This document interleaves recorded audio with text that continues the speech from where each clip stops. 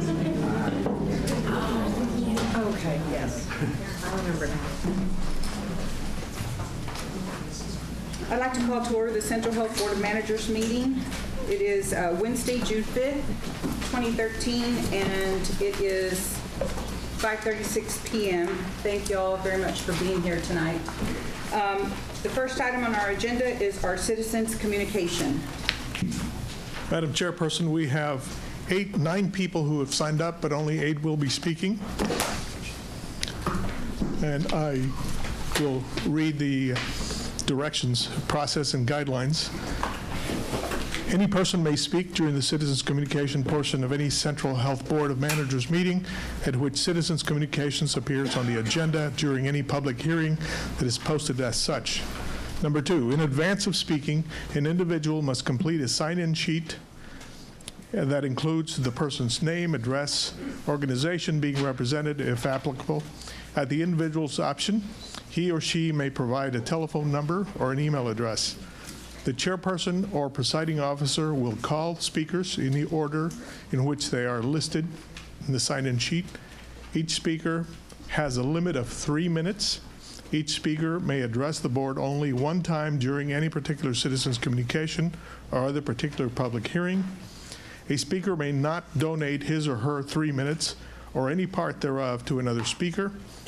A speaker does not have the right to speak if he or she signs in after citizens' communication at the discretion of the chair, and the public hearing is closed. The hearing will be closed once the last individual who has signed in has spoken. Depending on the number of persons wishing to speak, the chairperson or presiding officer may, at his or her discretion, impose additional procedural guidelines on the time and or manner of the speaker's presentation to ensure that the efficient and effective conduct of the meeting. Our first speaker is Christy Garby. And before we get started, I just would say everyone does get timed, and I think you can hear a beep over here when it starts, like at 2 minutes and 45 seconds or 2 minutes and 50 seconds. So please wrap up your comments during that beeping time. Thank you. Good evening, board members. Christy Garby, Vice President, Planning and Communications, and I signed up for Citizens Communication this evening to take a few minutes to honor one of our founding board members, Rose Lancaster, who passed away on May 23rd. There were several of us in the room who had the opportunity to attend her memorial service this past weekend. And I have the program from her memorial service, and I wanted to read a few quotes from that and then to offer a moment of silence in honor of her service to Central Health and to our community at large. She says, "Things change very slowly. If there is a compelling justice issue brought to people's attention, you cannot let up. People who were being treated unjustly developed their leadership with support from people in power, but that didn't happen overnight. When it did, however, it changed the world. You can never give up on justice issues. You have to be in it for the long haul. Some people say that because you aren't ending homelessness, it's a failure. But if you could get the stories of those that have been helped, it is a different picture." This is from the Capital Area Homeless Alliance.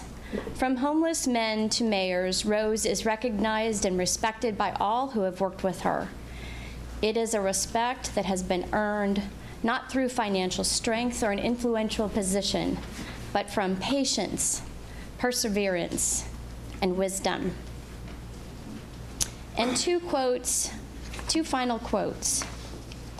She says, "Whatever I'm involved in, I jump in with 2 feet and all hands." And finally, "I don't think of what I do in terms of accomplishments." I love that quote. You just do what you do. And now, in honor of Rose and her service, I'd like to offer up a moment of silence.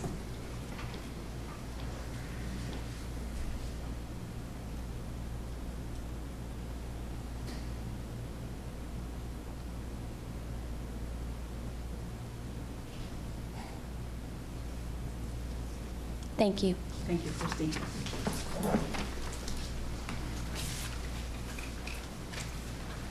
Our next speaker is Robert Ozer. He'll be followed by Cindy Nolan. Hi. I'm here to request that you delay just for a little bit your action on the approval of the master agreement and submit the master agreement for review both by the Federal Trade Commission in Washington and also by the Civil Rights Division of the Justice Department in Washington, D.C. And I think that there's two main issues that could be addressed in this review. And there was only a few days to read through this document. I would have talked to your attorneys. The first is I think that the document presents problems under the antitrust laws. I think that there is a potential violation of the antitrust laws in that there are significant restraints in terms of entry into the market. And this is a market dealing with indigent health care services. The only way you can get in is through Seton by mutual agreement with Central Health. And the market is now already partially divided, and the division of the markets, or this carving of the markets, is happening by sectarian religious constraints or rules, so that you have a market where Seton gets most of the market, but a tiny sliver of the market. The market for reproductive health care services for women goes over to Sandavis. So I think that this structure of the market contributes also to potential constitutional violations.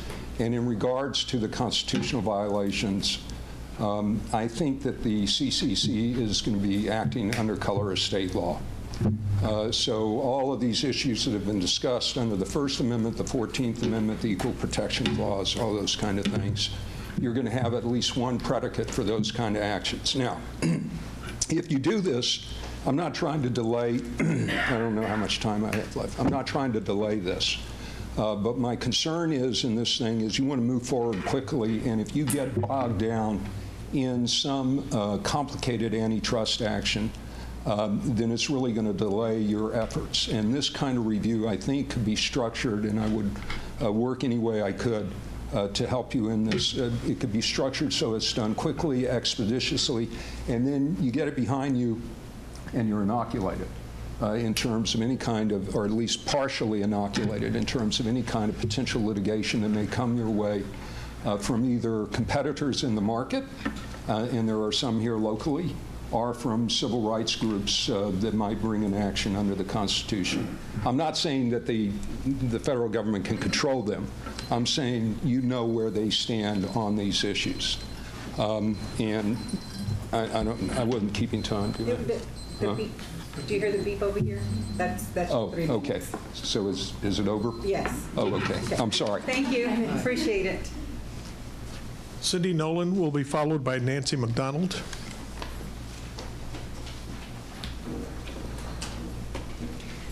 Good afternoon, board members.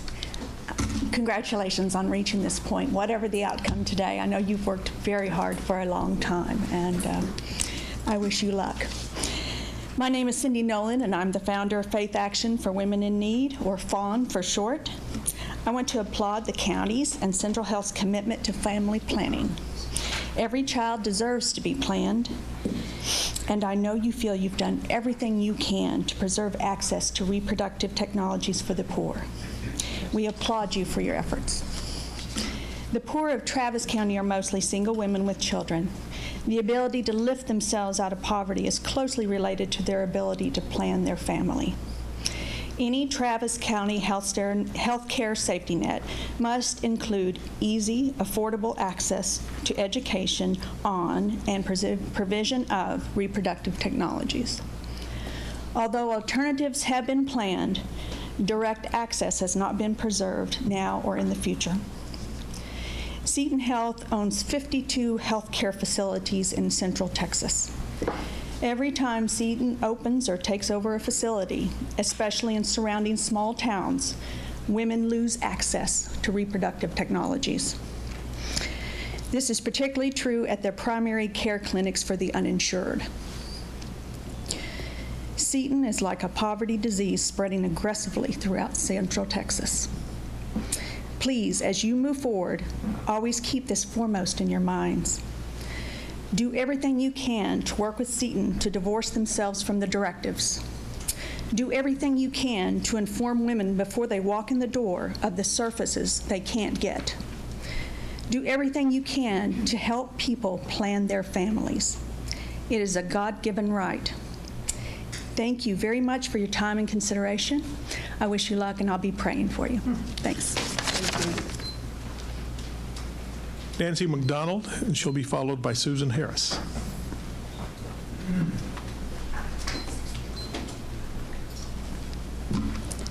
Chairperson and board members, good evening. Thank you for your service.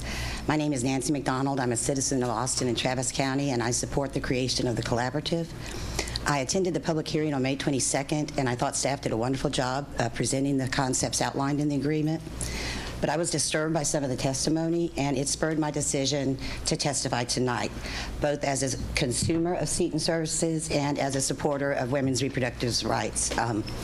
As a member of Planned Parenthood, I was delighted to see Sarah Wheat endorse this concept the other night.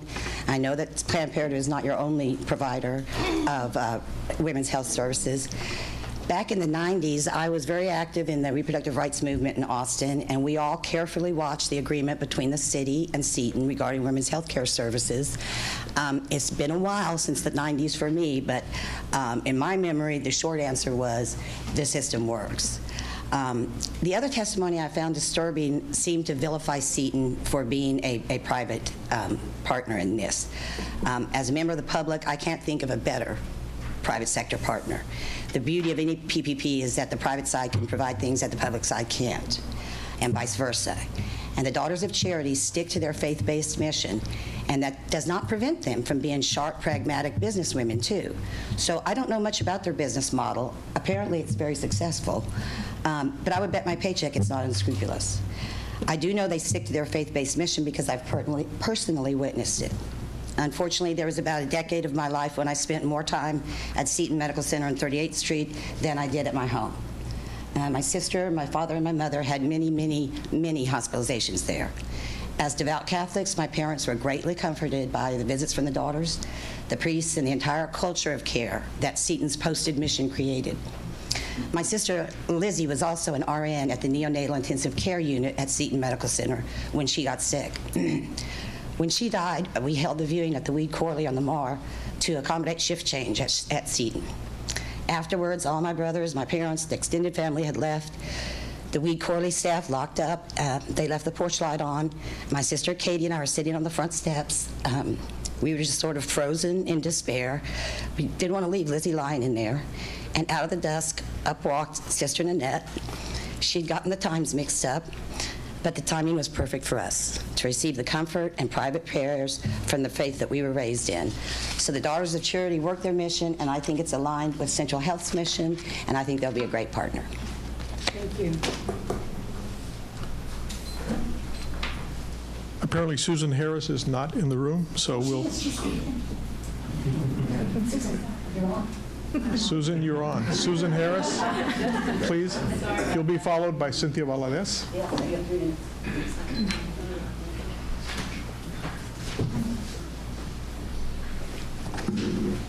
Good evening. I'm Susan Harris. I'm the president of a small company here in town called Site Solutions. I've been a Travis County resident for 35 years, and thank you so much for your service to my community and for the opportunity to provide this public testimony. I trust that this board has the best interest of the public at its heart, and that this public-private partnership agreement before you is the outcome of your collective professional expertise. From what I can tell, it addresses the very real needs of the working poor, the chronically disabled adults and children that are part of the system, and the indigent. It provides a medical safety net for the most needy and vulnerable members of our community. The Travis County voters approved the creation of this collaborative partnership 8 months ago as a way to make a medical school, a teaching hospital, and integrated health services a reality. I ask that you vote to adopt this agreement and get going on bringing this transformative asset to the market. Thank you so much. Thank you. Our next speaker is Cynthia Valadez. She'll be followed by Alex Veladko.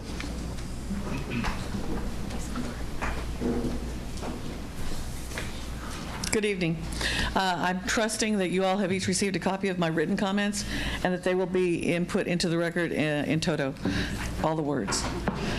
Basically, what I'm concerned about is, again, issues that I have brought up before. The issue of transparency with respect to the additional $20 million that is apparently included in here in the $76 million payment per year to Seton. According to the master agreement, the community would get a new teaching hospital, a new medical school, and a set of health projects that would transform health care for a population of about 15,000 multiple chronic condition uninsured patients. Seton would get $76 million, which would include the current $56 million, the value of uncompensated care, charity care, et cetera, and an additional $20 million. However, I did not see the justification and logic made in the documents for the additional $20 million. Moreover, there seemed to be a provision in the documents that if Seton hit a certain profit margin, then some of the money would be returned for other projects in the CCC. If this $20 million is simply a subsidy for the teaching hospital, then this should be made transparent and discussed openly and not disguised in the documents. Because the Seton agreement is for a specified period of time, does this mean that the additional $20 million will continue indefinitely? This could run into the hundreds of millions. If Seton is indeed investing $250 million to build a teaching hospital, is Central Health and the CCC essentially paying them back for the cost through these extra payments to Seton? If Central Health and the CCC is doing this, then why didn't Central Health CCC just build a new teaching hospital and begin by using bonds and then leasing the facility to Seton? It would remain within the public purview. Why did Seton need to build the building? This was not presented to the public in the November election. The information provided was that Seton would build the teaching hospital with their money, but never was there any information given that Central Health and the CCC would be offsetting this cost by using our public tax dollars. By having Central Health staffs selected as the CCC board members wearing the nonprofit hat, it is clearly the same Central Health people running CCC, implementing the same approaches to healthcare. The excuse that a dysfunctional, fragmented healthcare service delivery system needed to be transformed, while again putting in place the same people that created the system in the first place, implies that the public is so ignorant that they cannot discern the difference. How arrogant is this? Again, in my comments, I do talk about the need for financial specificity and itemization so that the public will be sure as to what services we are paying for with our money. Again, the issue of lack of public engagement and translating the documents so that the Spanish-speaking population or other than English-speaking population would receive this information and be able to provide quality and informed input was not implemented. And the fact that this board of directors has yet to implement a language policy for our population to overcome those translation barriers, the language barriers that exist, that will keep us from making quality decisions about our medical health as being provided for not only by Central Health Services but by Seton and by those that are offered under the CCC is of great importance to us. I ask that you please delay your vote until there are translated documents for our community that does not speak English to have access to this information. I also ask that with all the millions of dollars that we've invested in increasing the quality of the technological services of this facility, that you begin to have your meetings on television. Can you please wrap up your comment? And I ask again that you please put into the record my entire transcript of comments so that the public will at least have a voice included here today. Thank you. Thank you. Alex Veladko would be followed by Ann Howard. Thank you all for the opportunity to address you tonight. My name is Alex Veladko. I'm a neurosurgeon practicing here in Austin, Texas. And as a practicing physician, I'm really here to speak on behalf of the patients and the best way to optimize patient care. Now, I've been here in Austin for about 4 years. Before then, I spent many years in a strange place called Houston, Texas, and my practice there was based in a Texas medical center, mostly at Ben Taub General Hospital, some at Herman Hospital, which, as you know, do the bulk of the safety net care down in Houston. I was also at a faculty of Baylor College of Medicine and sometime at University of Texas Medical School there. So I've seen firsthand what it's like to care for patients in safety net hospitals and in patients with very bad trauma conditions, strokes, things like that. And again, I can tell you that the synergy you get between a medical school and the safety net system is something that you just can't appreciate until you're there. They feed off each other. The medical school helps attract some of the brightest minds, the hardest working people who really do want to train the next generation and come up with new treatments. They're also drawn to the mission of caring for those who are most in need. And likewise, those patients probably benefit more than anyone, but the entire community receives benefit from the synergy that you see. So it really is the case that a rising tide floats all boats. So I look forward to the day when we'll have the opportunity to practice here in Austin in the same way we could at any other large city with a very highly regarded medical school and a safety net hospital. And I think it's probably one of the best things we can do, not only for the current generation of patients, but for patients who are going to be treated many years from now, for generations to come. Thank you. Thank you. Ann Howard. Good evening. My name is Ann Howard, and I'm the Executive Director of the Ending Community Homelessness Coalition, affectionately known as ECHO. We're a membership organization fiercely committed to ending homelessness in Austin, Travis County. ECHO promotes policies that yield affordable, stable, and permanent housing for all, especially those who don't have it, the women, the children, and the men without a place to call home. ECHO leadership supported Proposition 1 in the fall and still supports the concept today expressed in your master agreement. ECHO also supported Proposition 15, the Affordable Housing Bond, and we're now in the position of asking the community to take another look at the need for affordable housing. Both housing and health care for low and no income neighbors are critical to both preventing and ending homelessness. We know that physical and mental health care are key to keeping people successfully housed, and we know that health care is most successful when they are housed. When families go without health care, otherwise preventable illness and manageable disease become too expensive, and families often lose their housing. Our community goal for increasing permanent supportive housing for the chronically homeless, for victims of domestic violence, for mothers and children, will benefit from the additional health care and access to that health care out in the community that's promised in this new partnership. Several months ago, a young woman showed me the bandage on her belly and asked me to drive her back to the hospital. I learned that her gallbladder had been removed just hours before, and that when she was released, the admonition was to stay off her feet. You see, homeless women live on their feet. They wander looking for help, for jobs, for housing. Expanded health care is badly needed, and if this also provides more jobs to the community, that's a bonus. Like you and me, our homeless brothers and sisters suffer from heart disease, asthma, breast cancer, anxiety, and even obesity. Like you and me, they would prefer a relationship with a doctor instead of the expensive multiple trips to the emergency room. The additional doctors, clinics, and open hours promised in this agreement will both keep people stable in their housing and even prevent some families from losing their housing in the first place. I say get on with it, and I look forward to working with this new partnership to help end homelessness. Thank you. Thank you. Is there anyone else who would like to speak, didn't get a chance to sign up? We can get you to come on up. Charlie, why don't we start with you, and then you can come on up after that. Thank you. Thank you very much, Madam Chairman, members of the board. I'm Charles Betts. I'm the Executive Director of the Downtown Austin Alliance, which is the organization, basically, of downtown property owners. We very enthusiastically and strongly supported the issue of the additional tax increase, although I represent property owners who were paying that tax increase.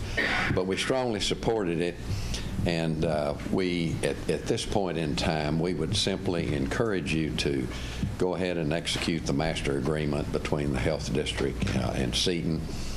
We celebrate that you're at this point, and we simply would encourage you to do that. And I would like to also just make one quick comment.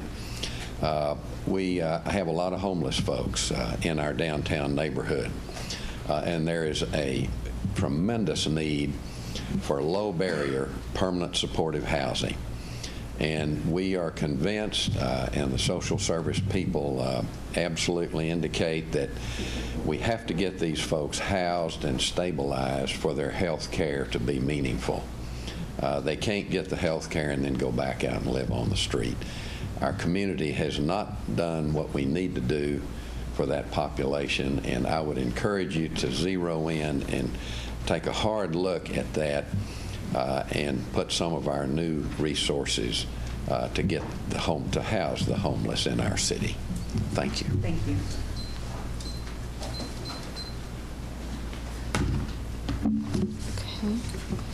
Good evening. My name is Natalie Madeira Cofield. I'm the president and CEO for the Capital City African American Chamber of Commerce. Thank you so much.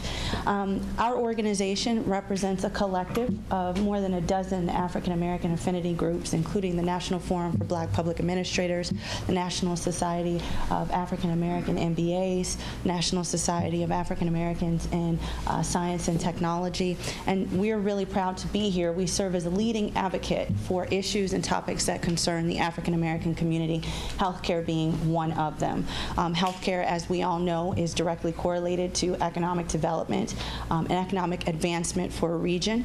As the Chamber President, we look at this as an opportunity for jobs and for income for our city, and also as the President of the African American Chamber of Commerce, which again represents a community that is disproportionately reflected in low income and also does not also have the same type of access to quality and affordable health care. We strongly encourage that we continue forward with the plan to approve Prop 1, and we look forward to your commitment and support for that. Thank you. Thank you. Anybody else? Okay, thank you all very much. The next item is our consent agenda. We have 2 items under the consent agenda. I'm going to go ahead and read both of them. One of the items we're pulling to take up under number 2. So let me go ahead and read them, and then we'll have a motion to that effect. C1 is to receive the Central Health Investment Report for the second quarter ending March 31st, 2013. And C2 is approve the appointment of temporary successors for appointments of the President and CEO made by the Central Health Board of Managers. So I think we need a motion first to pull C2. Yes. That the board pull item C2 from the consent agenda and place it after the agenda item 2 on the regular agenda. Okay, have a second? Second. Okay. All in favor signify by saying aye. Aye. Any opposed to that? Thank you all. And then can we approve the consent agenda, C1? I move that the board approve consent agenda item C1. Okay, a second over here. All in favor signify by saying aye. Aye. Aye. Any opposed? Thank you all very much. Okay, on to our regular agenda. Number 1, discuss and take appropriate action on a proposed master agreement and other ancillary agreements between Central Health and Seton Healthcare Family. We're going to have several people speaking tonight on that. We're going to start off with Mr. Greg Hartman from Seton.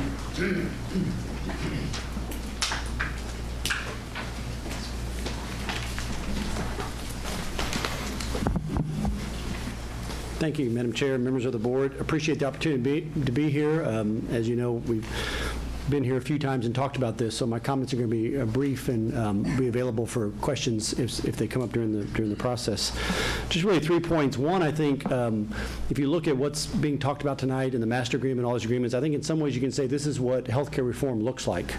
You have to there's a lot of talk about healthcare reform and what it means and all these kind of things, particularly at the national level, but really healthcare reform is going to happen where healthcare is delivered. And I think the process and the agreement and the other things that we've been talking about here and the things y'all are going to consider tonight is really about tearing apart the current system, which we've all said for some time doesn't work very well. Thinking about how we reimburse for health care, how we incentivize health care reform, how do we improve access of care, how do we begin to measure quality of care, how do we force folks to live to a higher standard of quality of care across the board. And it's this kind of hard work and pick and shovel work that you guys have done, your staff has done, and I'm proud of the work that the folks from Seton have done to really figure that out. How do you pull apart something like that? And I think we have an agreement here and a whole series of agreements that really do create the platform for us to figure out a very different way to deliver health care in Central Texas. And that's really what this is about tonight in some ways. It's not that this reforms health care, because that's going to be a very long process and in fact probably a never-ending process, but the current system makes it very difficult to be transformative, to be innovative, to sometimes even be efficient. And I think we've created a different system here that allows that to occur.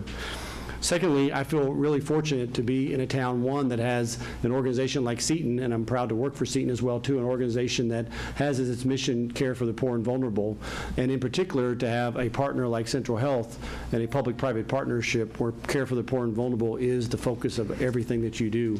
I think it's unique in Austin. Austin's unique in a lot of ways, but I think it's unique that we can have this kind of public-private partnership and really look for caring for the poor and vulnerable in a very different way and consider the care of poor and vulnerable not as something we have to do, but instead something to embrace and actually get really good at and figure out how to expand. And I think this agreement actually accomplishes that.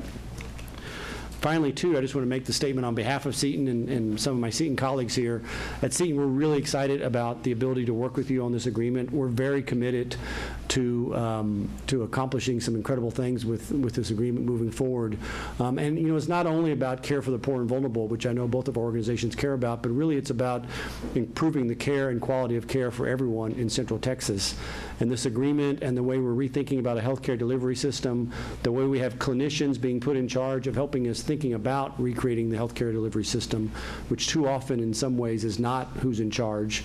Too often in the past has been administrators and other folks, but here we have clinicians actually thinking about and helping us to redesign that system. Is not going to help the system only for the poor and vulnerable, but is going to help the healthcare system of this entire community. We're very committed to being involved in that and to helping to do that for everyone in Central Texas and do that. So I just want to say thank you very much. Again, we're here to answer any questions you may have tonight. I really do want to thank and call out your staff for the incredible work. It's been a lot of hours. They've done some incredible work. And again, it's an honor to be a part of this public-private partnership. Thank you very much. Great. Anybody have any questions of Greg right now? Okay, maybe in a little while. Okay, next up is Dr. Andy Aguinobi, who is our consultant and with the Berkeley Group. Thank you, Madam Chair, board members. Thank you. Just a few comments. I wanted to say I made it a priority to come today because this is a historic occasion. It's certainly the most important milestone in my work with Central Health. The CCC, the Community Collaborative, the new hospital, new teaching hospital, and the medical school are all aimed at delivering better care and more efficient, simultaneously better and more efficient care. And that is in lockstep with what is happening across the nation under healthcare reform. It's also, however, about local imperatives, such as Senator Watson's 10 in 10 goals. So today is really about the beginning of a transformation that is both aligned with national trends, but is also unique to the needs of Austin and Travis County. And I didn't want to miss that, this occurrence. I also wanted to be able to personally communicate my thanks for being given the privilege to serve in an external advisory role to Central Health for this process. You asked me to come in at the beginning of this process, which has been many months. We were trying today to determine how many months. I think it's over 8 months, but it's a long time. And I've seen the amount of work that Central Health and this board in particular and other partners have put into this effort. This is the beginning of delivery system transformation, but it's also the end of a very long and excruciating, word by word, page by page, agreement by agreement, issue by issue evaluation of this, as it should be, by the board, by the central health staff, by physicians, and by Seton as well. And on that note, as a consultant who works with many organizations, as a ex-CEO myself, as a person who serves and has served on many boards, I have been very impressed by the amount of time and energy that the board members have spent on this issue and on this effort. The fact that you have always put the interests of the patients you serve first and have insisted on key priorities being met. And we talked about those priorities last time: primary care access, specialty care, women's services, all the rest of it, behavioral health. The fact that you have done a lot of questioning and given a lot of pushback as necessary during this process. The fact that you have insisted on collaboration with community partners. The fact that you have always put public stewardship and accountability to the public in the forefront, always. Sometimes I've even forgotten that you're voluntary board members, because of the amount of work you put in. You've put as much work as I think any 9-to-5 people would put in as a job. You've really worked very hard on this, and it shows your commitment and your love for service. In an age when representatives of public entities aren't always given the credit they deserve, it's been inspiring for me to watch your level of commitment and your steadfast adherence to seeking what is best for the people served by Central Health. And I've also been impressed with Seton's work and alignment of mission. And finally, I'd like to recognize the board's leadership courage.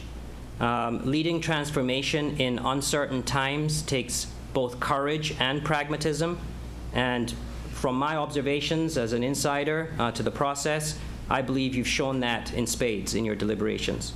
So I wanted to thank you for your leadership, and I'll just end my comments there. Thank you. Thank you very much.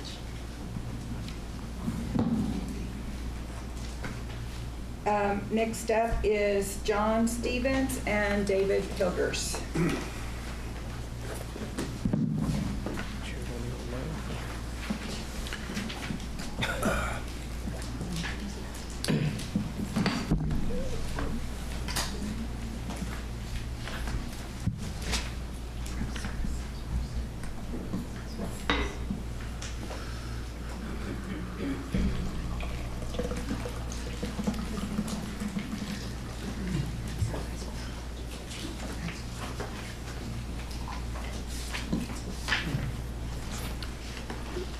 I knew you'd come to the rescue if I waited long enough. Thank you. Good evening. I'm John Stevens, the project manager over this initiative that we've been working on for so long now with Seton, and I'm here with David Hilgers, our outside counsel. We want to just sort of recap everything that we've talked about, some of it at great length over the last several weeks. And so just looking at an overview of the presentation, I want to talk a little bit about the evolution of the safety net system here in Travis County since 1995, because there have been changes as we've kind of gone along the way, but this is by far the biggest change that we're looking at. So in doing that, we'll take a quick overview of the Community Care Collaborative, an overview of the master and ancillary agreements, recap what the benefits are to the community, and then look to the future. As we've talked about before, the safety net delivery system here is unique in Travis County when you compare us to the other major metropolitan counties. For the last 18 years, hospital care has been provided through a contractual arrangement with the Seton Healthcare family, with primary care being mostly provided through a governmental entity, starting off with the City of Austin, and then transferring to Central Health. So looking at the diagram here, you see that prior to 1995, the city and not the county funded most of the healthcare services here in Travis County for our indigent population. And those were separate departments. Hospital department and primary care department were separate departments in the city of Austin. And then in 1995, as you know, the city leased the hospital to Seton, and in doing so greatly reduced its financial risk.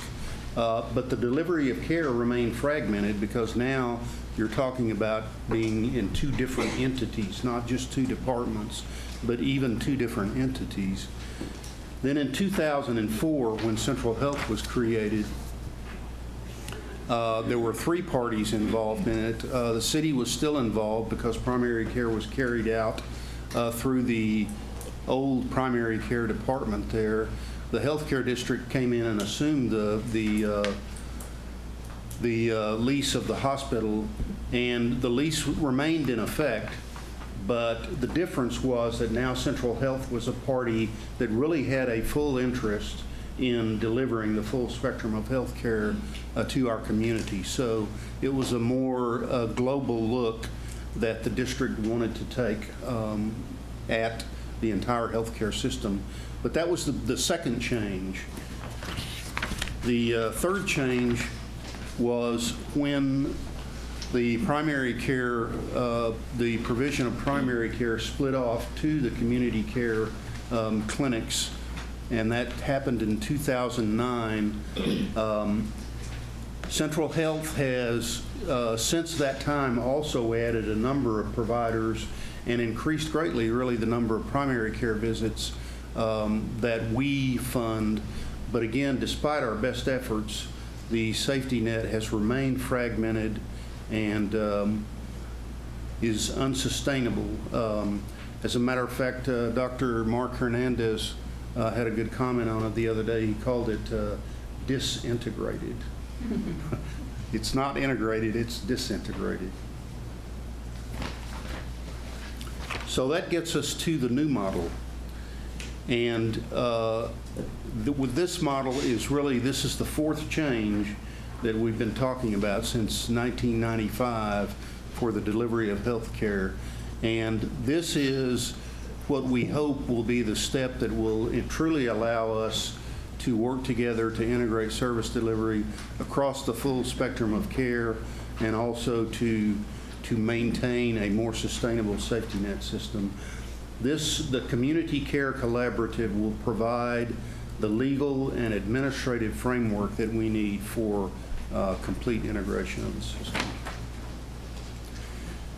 So let's look quickly at the Community Care Collaborative. It's, as you know, a public-private partnership. It's organized as a 501c3, and it is a partnership in which the parties mutually agree to manage the risk for providing health care to our indigent population.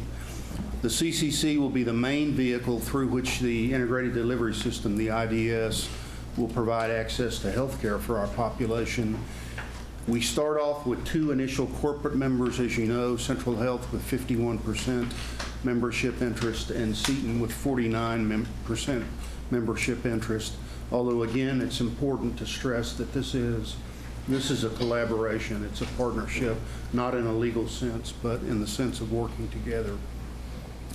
And then, as we've said on a number of occasions, we hope to have additional members added to the CCC and perhaps new classes of members added. Austin Travis County Integral Care being perhaps the next entrant into the CCC. The CCC will have an initial 5-person operating board of directors with 3 appointees by the Central Health Board of Managers and 2 Seton appointees. Each party has the unilateral right to select, remove, and replace its appointees, and then the parties can also mutually agree to change the size of the operating board. There are some significant powers that are reserved. There are a total of 19 powers reserved to Central Health and Seton under the master agreement. These are, to me, the 5 most significant, and that is the admission of new members, merger, acquisition, consolidation, or reorganization of the CCC, the approval of annual budgets and of fiscal and purchasing policies, the determination of the covered population, and the approval and coordination of the funding of the federally qualified health centers. And then, as you also know, there are these 4 material decisions that must be approved by a supermajority of the CCC Operating Board, meaning at least 2 Central Health appointees and both Seton appointees. And those are composition and selection of the provider network, the benefit plan and care management approach to our population, the approval of an application or request for grants, and employment of any person or personal service contract that was not originally contemplated in the master agreement. So these are the agreements that are on today's agenda. We have completed 4 of these new 5 foundational agreements. We've completed the master agreement, the services agreement, the CCC bylaws, and the lease of UMCB, and those are all on your agenda for approval tonight. We will be working in the future with the University of Texas and with Seton on the lease for the new teaching hospital, but we're just not far enough down the road yet to bring that to you. An overview of the master agreement is that it'll provide us to make joint decisions through the CCC, again, about the management of the MAP population, the management and oversight of our DESRIP projects, and the expansion of primary and specialty care, and lastly, the integration and management of the provider network. The initial term is 25 years with automatic successive 5-year additional terms by mutual agreement. The benefits to the community, I think, are these, and they are very important. This agreement will strengthen and stabilize the healthcare safety net. It'll provide an integrated delivery system, a medical school, a teaching hospital, and expanded primary and specialty care. We have been working with and listening to the community throughout this process. We've had a number of community meetings, focus groups. We've done survey research. We have regular citizen communication at our board meeting, as you know. We maintain our Central Health connection. We participate in community events. We participate in the CHA-CHIP process. And we do research with the Children's Optimal Health and Livestrong Cancer annual telephone surveys. And in particular, we've done a lot of work, as you know, over the last year with all of the entities that are participating with us in the Regional Healthcare Partnership, the RHP7. We've done a lot of work with them, including going out on road shows and talking to the people in the governmental jurisdictions and the hospitals out there. So we've done a lot of work with the community, and in addition, we've got community feedback by email, as you see here. We've had the letter of intent on our website since April of 2012. In early May of this year, we created a master agreement section on the site, put the presentation materials out there from the May 1st, May 15th, and May 22nd Board of Managers meetings, and made a draft of the master agreement available on May the 31st. Then on May 15th, we began soliciting public commentary, and we've received, as you see here, a number of comments through the website, 35 comments in support of the master agreement, 8 comments in opposition, and then there have been some concerns expressed, as you know, about the terms of the agreement, primarily about Seton's ethical and religious directives as they pertain to women's health services. So let's look ahead. I think we have, as we know, a lot of work still in front of us, and one of the things that we're going to have to do is we're all going to have to learn how to work in this new system. The integrated model is going to require more coordination between the parties. And the way I would look at it is it's going to take each party and put them a little bit farther into the other party's world. So we're going to have to move a little bit closer together to get the work done that we need to. The changes that are always inherent in healthcare policy and the industry fluctuations that happen in the healthcare industry will continue to be a challenge for us, and that's just something that we will not be able to avoid. We will collaborate with Seton to allocate scarce resources to fund services and manage risk for our population, and we'll continue to seek input from the community so that we'll meet their needs and expectations. So a recap, we've worked for more than a year to fulfill the vision that the 1115 waiver and Senator Watson's 10 and 10 initiative brought to us through the letter of intent to implement the mandate of the voters, strengthen the safety net, transform the delivery system, all of this remaining consistent with the letter of agreement and in conformance with legal and regulatory constraints. And we've responded to the needs of the community and those who rely on us for health care. So that's where we are now, including a look at the future. And I'll close just by saying that I recommend approval of this agreement to the board. Thank you, John. Questions or comments from board members to either John or David?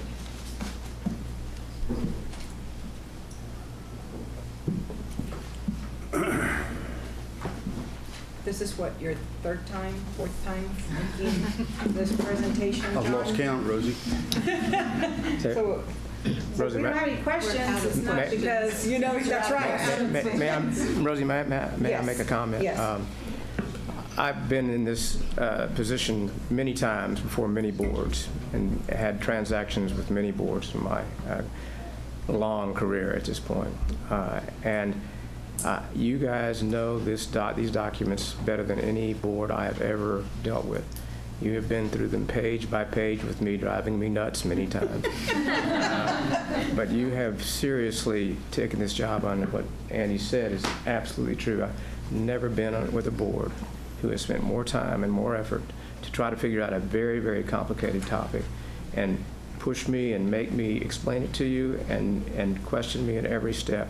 It's been a remarkable opportunity to work with you, but it's I don't worry about you not understanding these documents. You understand them cold. So I think it's been a wonderful experience, and I think it'll go on for another. This is going to be a great opportunity for the whole community to work through this. Thank you, David. I have some comments from Clark. He actually, I'm going to read them. He wrote a letter to the Board of Managers. So he couldn't be with us today, so I'd like to read it for him. It says, "My colleagues on the Board of Managers, Central Health. Dear colleagues, I regret that a prior travel commitment for an out-of-town family event precludes my participation with you tonight. However, I wanted to express to you my full support for proceeding with the authorization of the master agreement with Seton and the related documents. I offer the following specific considerations. 1, these agreements implement what Central Health committed to in principle by executing the April 10, 2012 letter of intent with Seton. They are a part of a matrix of agreements and relationships that enable the development of a new medical school, construction by Seton at its expense of a new teaching hospital that will serve our patients, the increased availability of specialty care for our patients, expansion of mental health care services, and improved coordination and management of care for our most vulnerable residents. 2, the agreements continue to expand the public-private partnership with Seton that began in 1995, and A, will assure the availability of high-quality trauma and emergency care for all of the residents of our region. B, will continue the same high-quality care of Central Health patients by Seton for the same amount of contribution by Central Health as before, subject to certain CPI adjustments, and with the contribution of taxpayer dollar fixed 1 year at a time based on an agreed budget such that Seton will be responsible for the bottom line at the existing and new facilities of University Medical Center at Brackenridge, as well as the other hospitals and facilities it operates. C, will create an integrated delivery system to serve the most vulnerable and to aggressively manage their care toward the end of affecting better and lasting health outcomes. D, will increase the level of economic commitment and the duration of the legal commitment of Seton to its collaboration with Central Health. And E, will include control through a long-term ground lease between Central Health and UT of the land on which the new teaching hospital is built, as well as the right of Central Health to acquire the new teaching hospital in the unlikely circumstances with respect to which acquisition of the hospital would need to be considered to protect the public interest. 3, the agreements will maximize the investment of federal dollars in improving and transforming the way in which we provide care to the most vulnerable in our community. 4, the creation of the University of Texas at Austin Medical School, the expansion of the residency program now sponsored by University of Texas Southwestern Medical School, and the development of the new teaching hospital by Seton will eventually result in the substantial expansion of specialty care for the patients with respect to whom Central Health is responsible. 5, the new teaching hospital will include psych beds that have been needed for many years in our community, and the Region 7 plan for the 1115 waiver will provide needed funds for the expansion of other mental health services in our community. 6, the new arrangements with Seton will not affect the manner in which Central Health will continue to provide the full range of health services to women. Rather, the agreements clearly maintain Central Health's authority to make all decisions with respect to those services. Moreover, I believe the track record of Central Health with respect to the funding of women's services speaks for itself. 7, finally, I believe that the partnership we have developed with Seton over the years serves our community much better than it would be served if Central Health were to operate University Medical Center on its own as a safety net hospital. The world has changed, and the concept of providing the majority of safety net services to unfunded patients in the emergency room of a public hospital is simply no longer valid. Our patients need access to the full range of inpatient and outpatient services that can most efficiently and effectively be delivered by partnering with third parties who can bring to the table the economies of scale and provider relationships that it would be impossible for us to replicate on our own without significantly more taxpayer dollars. I wish I could be with you tonight. I am proud of our work together and appreciate all of you very much. Very truly yours, Clark Heidrich. Okay. Comments from other board members? I would just like to thank the staff and our council and Dr. Aguinobi, because we have spent a lot of time together, and I think, Trish, I think you put together a great team to help us really be assured that we really are transforming healthcare, and that we did it very deliberately.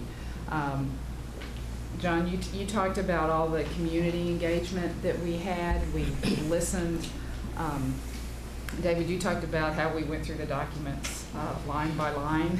And Dr. Aguinobi, I think you really helped us look at it across the whole country and put it in perspective of what we're doing here, really evaluating the risks, but really evaluating the benefits as well. And I think we've ended up in a place that we can all really be proud of here in Travis County. So I just wanted to give my thanks to the tremendous team that made this possible.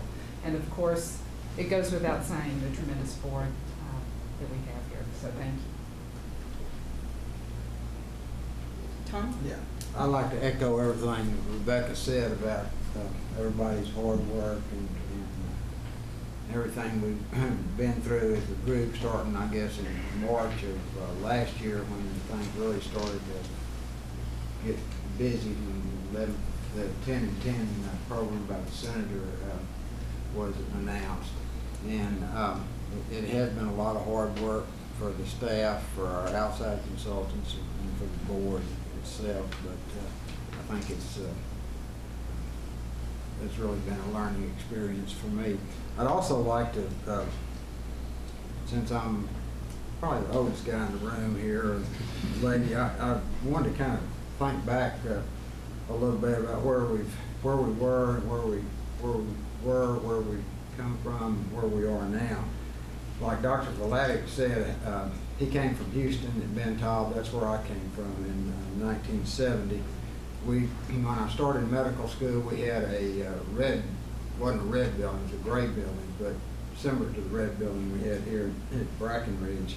And they tore that down and built a new, what he referred to as Ben Taub, it was a new Ben Taub in 1966, and it's the old Ben Taub now, and they have a new Ben Taub.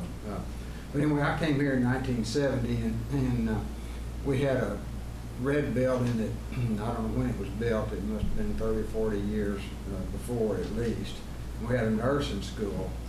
And when I interviewed for my job in '69, there was just a blank spot over there by 15th and Red River. But when I got back, they had a bunch of stilts built in the road in this area, and then what looked like 3 or 4 floors above it, and that was the beginning of our new Brackenridge Hospital. And they built the first 3 floors. We dedicated it in October of 1970, and at that time we just had the parking lot, and we had a few residents, actually the preceptors of the other staff men on staff, and then we had a little internship. And so the residents, the building, the nursing school. Well, as time went on, we lost our residency and had to form a new residency program called the Central Texas Medical Foundation. We formed this through the Medical Society and built on that until somewhere after 1995. The new hospital was filled in, so we had a grand new hospital. And then in '95, we had the first public-private partnership was developed. And I wasn't too keen about it. I worked at Seton, but I didn't work there very much. I worked mostly at Brackenridge, and I was afraid we'd lose our independence, if you could call it that. But that public-private partnership worked out wonderfully well for the time that I was practicing medicine. We developed a trauma service, although we'd done trauma there at Brackenridge from the beginning. We developed a formal trauma service. Seton came in and added a brand new ICU, 20 beds overlooking what used to be Sabine Street. Then we had problems with the ethical directive, so they built us an Austin Women's Hospital on the 5th floor of Brackenridge. And after Central Health came on board, we extended the emergency room and expanded ICU and upgraded to a level 1 trauma center. Then in 2012, as everybody said, a lot of things kind of happened all at once. We developed Prop 1, and that passed. We had the 1115 Medicaid waiver. We've got now a new teaching hospital on the plans for a new teaching hospital, a new medical school, and the formation of the Community Care Collaborative, which we really do a lot to integrate the care. And with all that, we've also, the residency program was in its infancy back in 1970, grew some. Seton was generous enough to take it over after they took over the hospital, and it's grown from, a handful of 10 or 12 interns when I first came here, now to over 250, and with the plans of going up to over 350. So a lot of changes have happened over a brief 43 years that I've been in Austin practicing medicine, and it's been a good ride, and I just want to thank the community for letting me be part of it.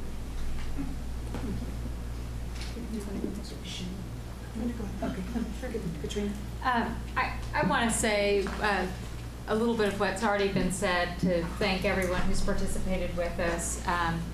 Obviously, the folks who work at Central Health have, much has been said about the hours that we have put in, and as a board, and that is only a drop in the bucket to what I know that you have put in, and other folks at Central Health and our partners. Our consultants have been wonderfully helpful and patient beyond measure, and the community as well. And so I really want to thank everybody who's been involved and brought us to where we are today. When I think about everything that we've talked about over the last few months and what opportunities have been ahead, I thought, well, we could take a safe path, but I don't think we even had an option to take the safe path and continue things as they are. When Dr. Aguinobi was with us a couple of weeks ago, maybe it was, he said the status quo isn't acceptable and incremental change isn't enough. And I think that's true. You can't pick up a newspaper, at least over the course of 2 or 3 days, and not see a story on the front page about something that's changing in healthcare, with everything that's going on with the federal health reforms, the focus on healthcare cost and transparency, and prevention of unintended illnesses and consequences. And there's just so much that is working to reform everything about the healthcare system, from economic pressures to governmental intervention. And so we couldn't keep doing things as we were, not that we would want to. So we took this opportunity to re-envision the system and redesign it, and I feel really good about it. The meeting that caused us to start a little bit late was our performance improvement subcommittee, and we have worked, some of the healthcare providers who are on our board have worked over several years, more intensely in the last couple, to think of ways we could better measure performance and healthcare outcomes, and metrics that we are interested in as a board that looks at not only improving the health of our community, but also the efficiency of our system. And what we are talking about today and what we are working on is directly going to benefit that through the Community Care Collaborative.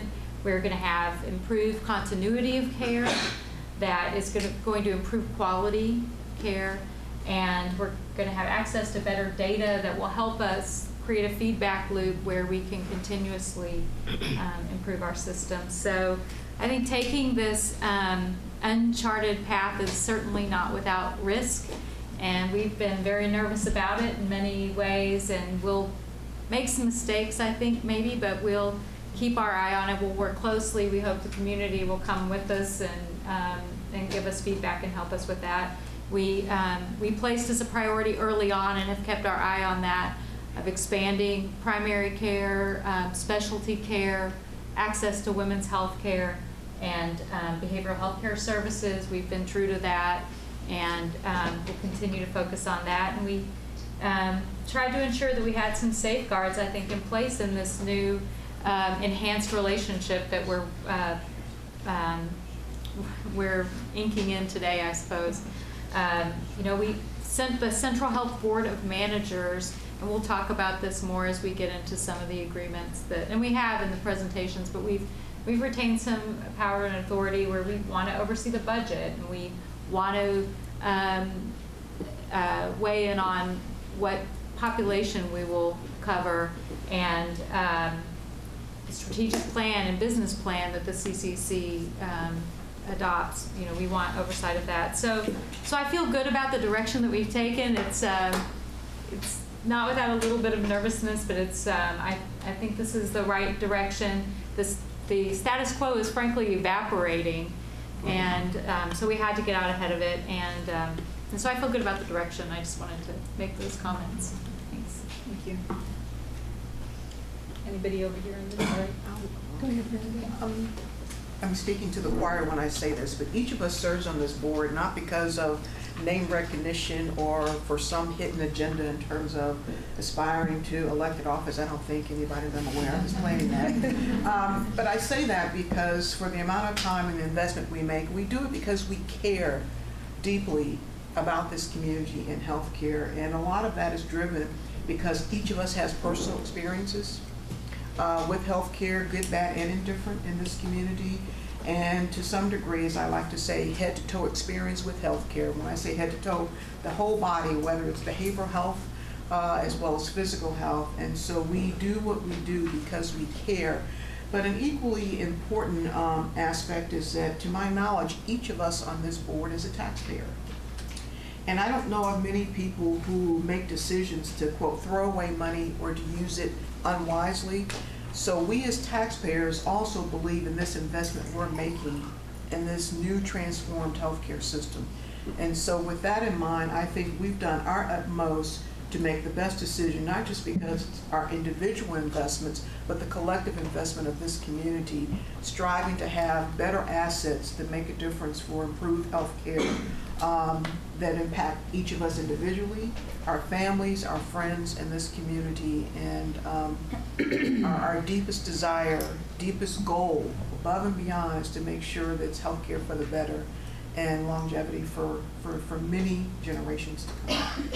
And one last thing, we don't rest on our laurels if we approve these documents today, because much like the Performance Improvement Committee met earlier, prior to that committee, earlier this afternoon, the Strategic Planning Committee met, and we've been meeting, we had 2 or 3 meetings thus far, looking at the strategic plan for the years 2014 through 2016 for Central Health, and they're in alignment with what we hope will be the strategic plan for the Community Care Collaborative. So with that in mind, just when it seems like, oh, we can just say, oh, the work is done, in a month or in a meeting or 2 of this board, we will yet have another plan in draft form to review, being the strategic plan that will also be the subject of discussion and public comment over the summer as well. So there's no rest for the weary, but for those who really care, there's never rest.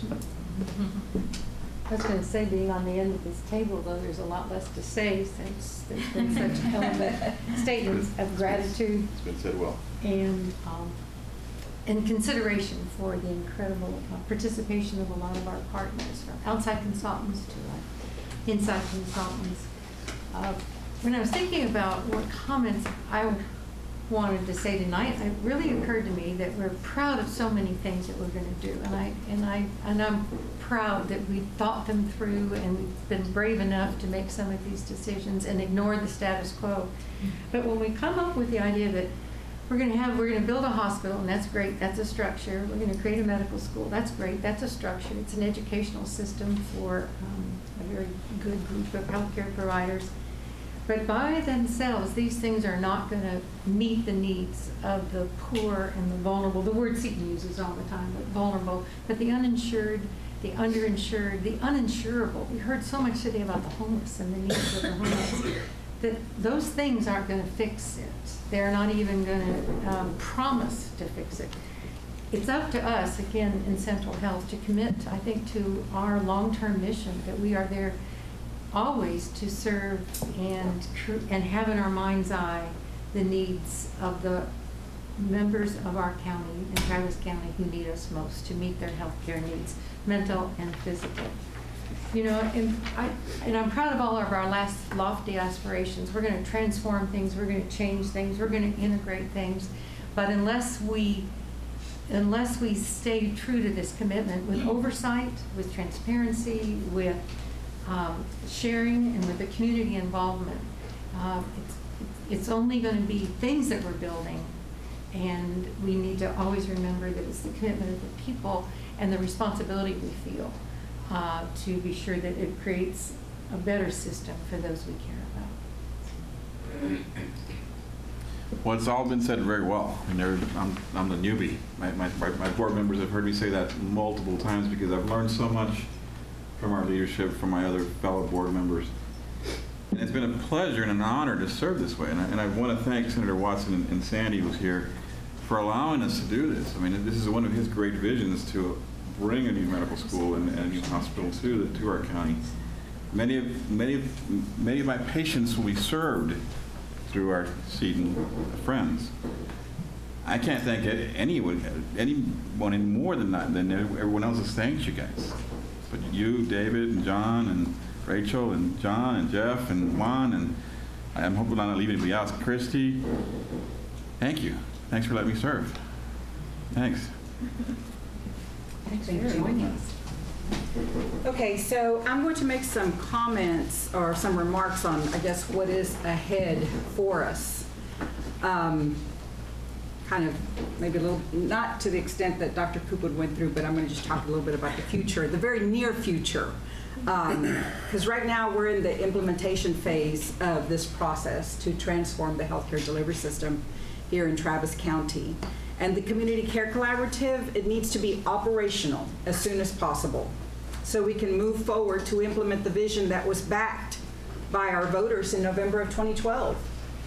For that to happen, the CCC Board of Directors needs to meet. And in order to move ahead with our district projects and transforming the healthcare delivery system, we, the board, need to take certain steps and actions tonight. And we have quite a bit of those action items that you're going to, I mean, we're going to go one after another, you know. I think we've got 8, 9, or 10, something like that.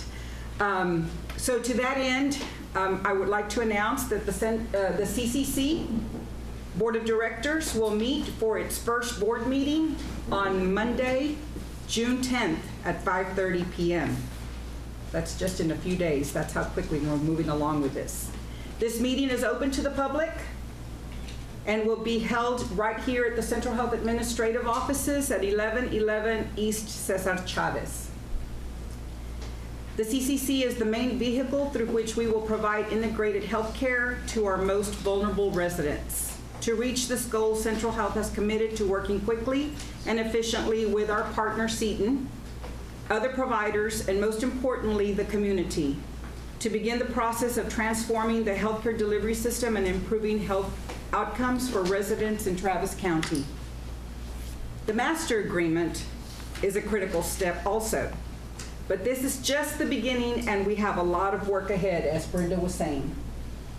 The voters backed a vision to address our current needs and future demands, build a medical school, a teaching hospital, and create an integrated delivery system for health care.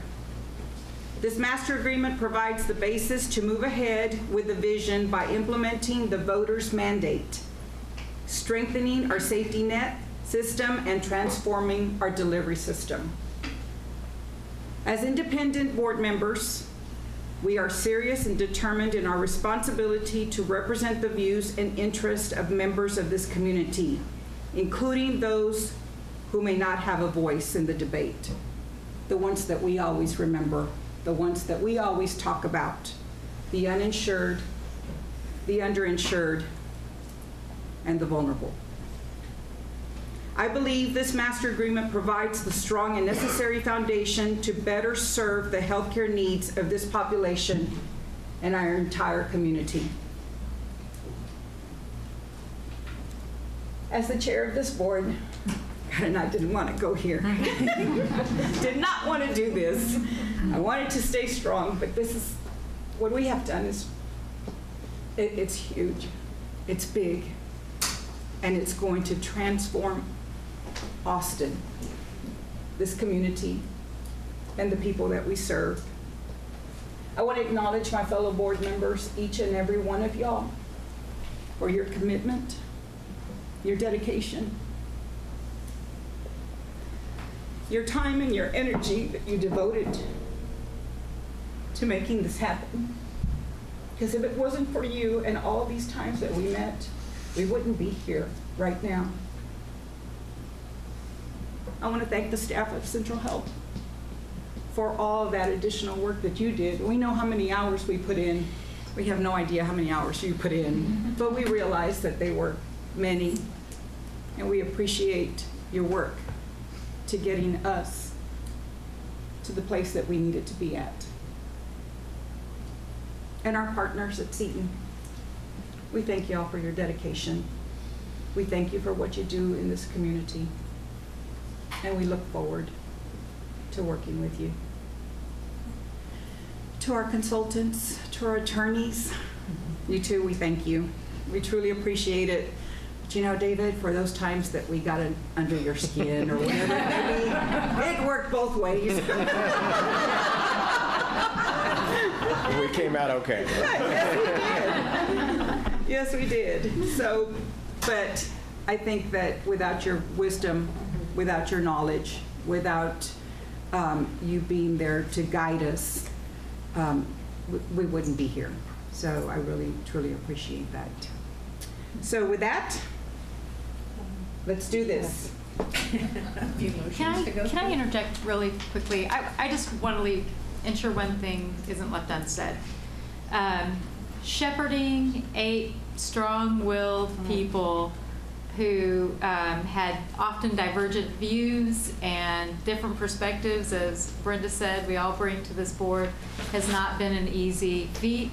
And Rosie, you handled it with grace and caring, and we appreciate that. And thank you for sticking it out and bringing us all together and getting us to this point. And for calling a few extra meetings, so Yes. that we really understood it.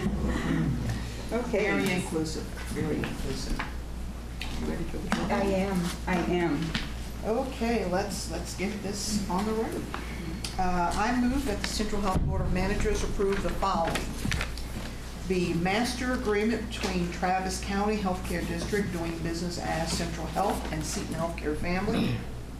The lease agreement between Travis County Healthcare District doing business as Central Health as landlord and Seton Family of Hospitals as tenant, effective June 1st, 2013.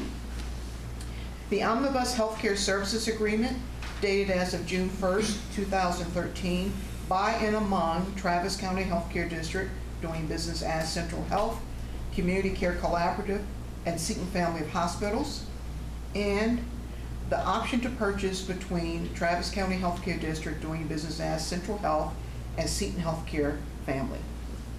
Thank you for that motion. Can I have a second? I have a second from Katrina. Further discussion? All in favor signify by saying aye. Aye. Any opposed? And Dr. Poopwood abstains. Okay. Congratulations, board members. That's number 1. Okay.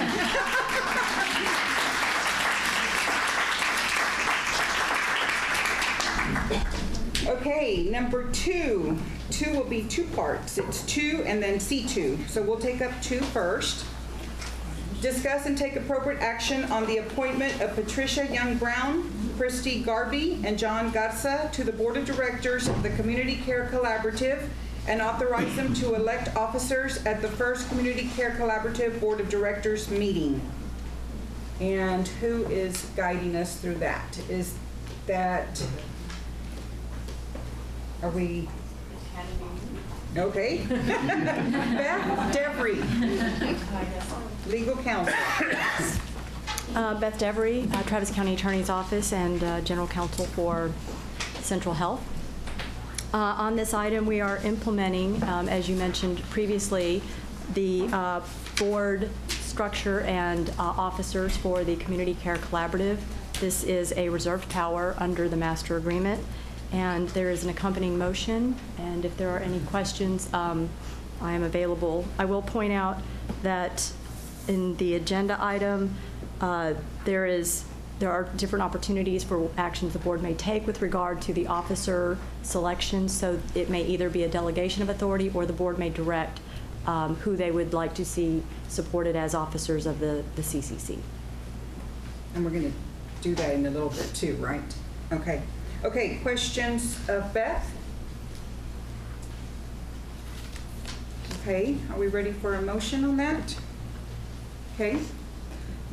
Madam Chair, I move that the Central Health Board of Managers approve the appointment of Patricia Young Brown, Christy Garby, and Juan Garza to the Community Care Collaborative Board of Directors, and that we direct them to support by election Juan Garza as chair of the board of the Community Care Collaborative, Larry Wallace as president of the corporation, and Laura Miles as the secretary of the corporation. I also move that we delegate the authority to the appointees of the Community Care Collaborative Board of Directors to elect the vice chair. And then I further move that the president's title be executive director pursuant to section 2.7.19 of the Community Care Collaborative bylaws. Okay, thank you for that motion. Have a second? Second. Okay, second from Brenda. Okay, further discussion? All in favor? Yes, ma'am. Just repeat when the board meeting, the first collaborative care?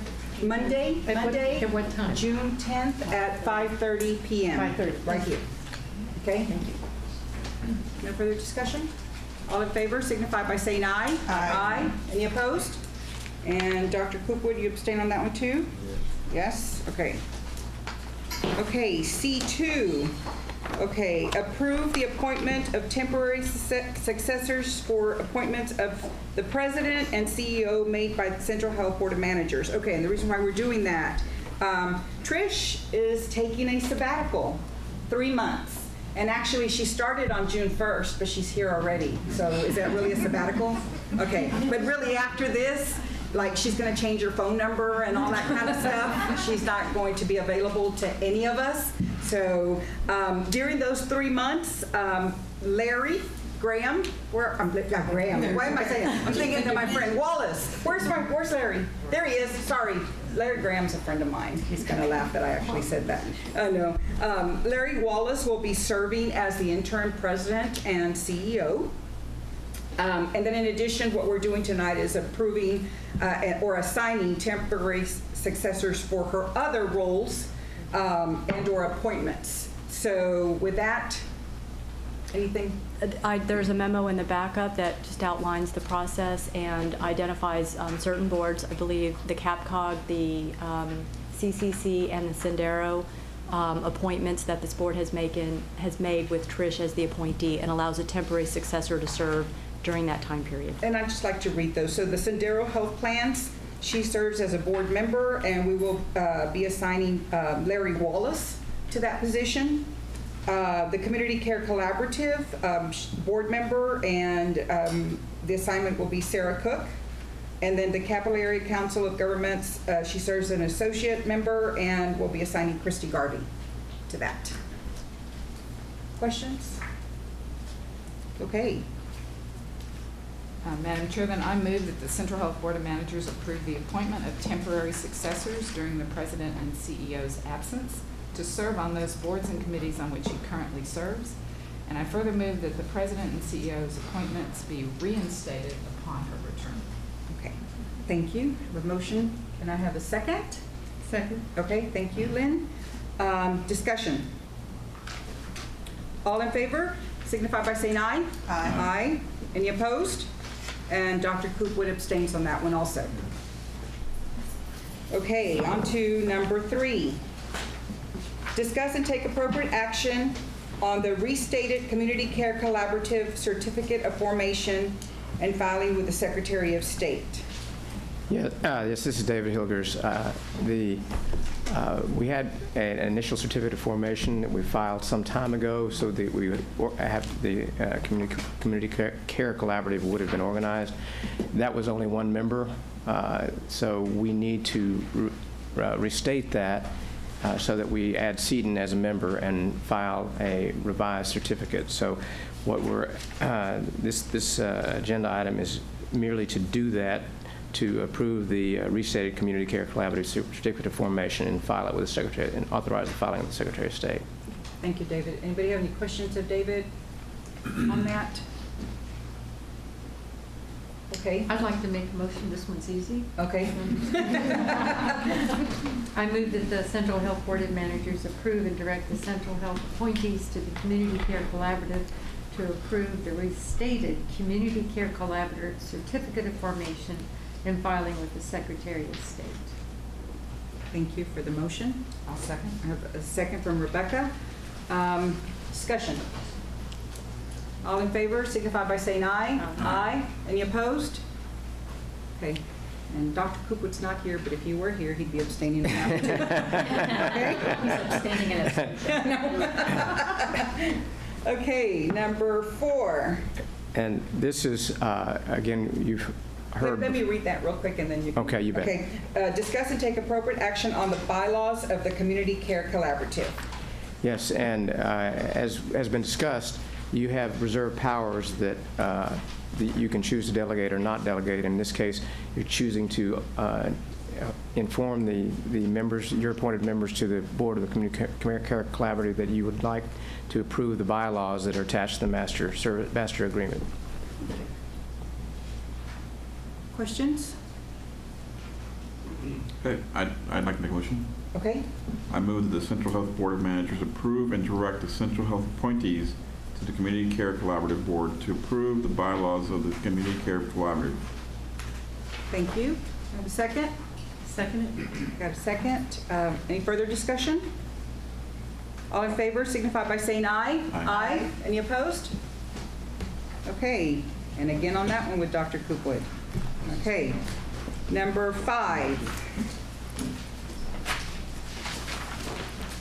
Discuss and take appropriate action on a resolution regarding the exercising of reserved powers and material decisions in the master agreement between Central Health and Seton Healthcare Family. I will need the screen to put up this. Thank you. Madam Chairman, I'll tell you, I didn't expect to find myself before a governing body again for a while, and here I am. I want to, while we're getting ready, want to thank Trish and John and the board for asking me to come and help in this really, really grand initiative that you all are involved in. It has been a real honor for me. We know that this is repetitive. But we felt it was so important that we go back in the interest of, as abundantly as we can, to emphasize the role that the Central Health Board will play in ensuring that all the actions of the CCC are conducted in an open manner. And therefore, the instrument that we settled on was this list of reserved powers, which the Board of Managers of Central Health has reserved for itself. Now, you can delegate these powers to the Chief Executive by virtue of a resolution, or you can retain that original jurisdiction to yourself, which you have done so. And so the resolution that you have before you requires that we bring any action involving these powers before we on the CCC board can act. And I'm going to go through them. It's going to be a little tedious, but I think it's important that I do that just in the interest of communicating to the public exactly the way it's going to work. So any action involving the amendment or restatement of the CCC's restated certificate of formation or bylaws requires that we come back. Any change in the tax-exempt status or purpose of the CCC, likewise. Admission or any new member to the CCC or any transfer by any member of its membership interest in the CCC requires your approval. Capital contribution to the CCC except as permitted or required by the agreement, the master agreement, or assumption or guarantee of debt by the CCC, by either member. Payment of monies or conveyance of assets by the CCC to any member or an affiliate of a member. Any agreement or amendment of an existing agreement between the CCC and a member or an affiliate of a member, except as permitted or required by the master agreement. Mergers, acquisitions, consolidation, reorganization of the CCC, or except as for mandatory dissolution pursuant to Section 8.1.2 of the agreement. Dissolution is permitted by this agreement. Creation of committees and appointment of officers and committee members in accordance with the CCC government documents. Approval of the annual operating and capital budgets, the fiscal and purchasing policies, and any material deviation from the annual operating or capital budgets or fiscal and purchasing policies. And some of those you've been dealing with today. Incurrence of any debt over $25,000, including the trade payables. Conveyance of any asset over $25,000. Adoption of any of the business and strategic plan of the CCC. and the IDS. Determination of the covered population to be served by the IDS, including without limitation the population covered by MAP, the Medical Assistance or Access Program, as set forth in the CCC-Seton Services Agreement. Filing of any voluntary petition in bankruptcy or for the appointment of a receiver. Approval of any contract over $100,000 in value or that includes a term of greater than 1 year. Approval of future DESRA projects for or to be funded, managed, or implemented by the CCC. Filing of any voluntary petition in bankruptcy or for the appointment of a receiver. Election and removal of CCC officers and designation of titles for such officers, and approval of the coordination funding of the federally qualified health clinics as set forth in section 4.5 of the agreement. Material decisions likewise require your approval. So those matters will again be brought to you before they can be acted in the CCC by your representatives. Composition and selection of the CCC provider network and the form of provider contracts. The benefit plan and care management approach to services to be offered by the CCC to the covered population, including without limitation the population covered by MAP. Approval of any application or request for any grants or awards, service agreements, or provider contracts, and employment of any individual, including approval of any employment contract or entering into any personal service contract not specifically contemplated in the annual budget. Now, the way it's going to work, and I think it'll touch a little bit on item 8, which is going to come up, we will bring those matters to you first, then they will be taken to the CCC where they will be finally acted on. And all the matters that come before you will be considered in an open session such as this.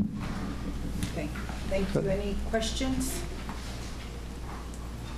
Okay, I believe that we need to read a resolution first. All right. So, I will. Okay, please. Thank you. It's a resolution of the Travis County Healthcare District, DBA, Central Health Board of Managers to give direction on the exercise of reserve powers and the making of material decisions by representatives of Central Health on the operating board of the Community Care Collaborative. Whereas the master agreement between the Travis County Healthcare District, DBA Central Health, dated June 1st, 2013, and approved by the Central Health Board of Managers on June 5th, 2013, provides in section 3.8 for certain reserve powers, and whereas the master agreement further provides in section 3.9 for certain material decisions, and whereas the master agreement further provides that Central Health Board of Managers by resolutions shall instruct Central Health representatives regarding their authority to vote on such issues before the Community Care Collaborative Operating Board. Now therefore be it resolved that the Central Health Board of Managers will give specific direction on all matters involving the exercise of reserve powers or the making of material decisions by Central Health appointees to the Community Collaborative Care Operating Board, approved on this day, June 5th, 2013, by the Central Health Board of Managers. Okay. So with that, I move that the Central Health Board of Managers approve a resolution regarding the exercising of reserve powers and material decisions in the master agreement between Central Health and Seton Healthcare Family. Thank you for that motion. Can I have a second? I'll second. Thank you, Rebecca. Discussion?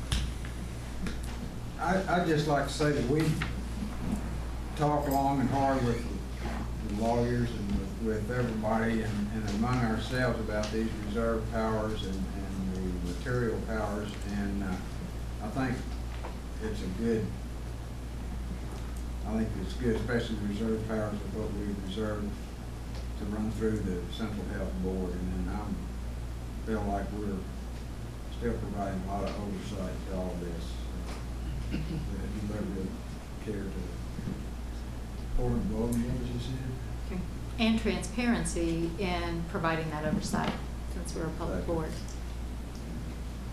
I think there's a piece, though, that we need to be mindful of, some of the expediency of community care, the CCC having moved quickly on some things, and it may really be incumbent upon us as board members to be as available as possible for suddenly called or appropriately called with our legal team, but being responsive to the fact that if we want this reserve power, we sometimes are going to have to move on a different schedule level to be able to meet their needs. Okay, it's true. Good point. Any other comments? Okay. I had a motion already in a second on that, right? Okay. Okay, if there's no further discussion, all in favor signify by saying aye. Aye. Aye. Any opposed? Okay, and Dr. Cookwood abstains. Okay, 6.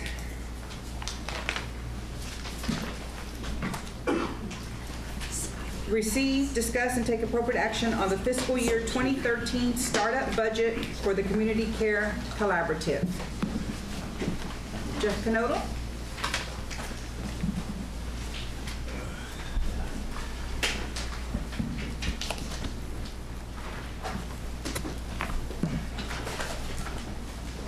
Thank you. Jeff Knodel, CFO for Central Health, and privileged to be here with Larry Wallace, Executive Director of the CCC. Thank you. It's becoming So this is a really exciting time, and I'll echo just what I heard, which is we're now just starting on the CCC, and we're embarking this particular item is consideration for a startup budget. We did a presentation to the Budget Finance Committee on May 15th to walk through it. There have been a few minor changes. We'll walk through exactly what the budget looks like. And let me just kind of say that this is a startup budget. It's a start, but it's important because it's a start.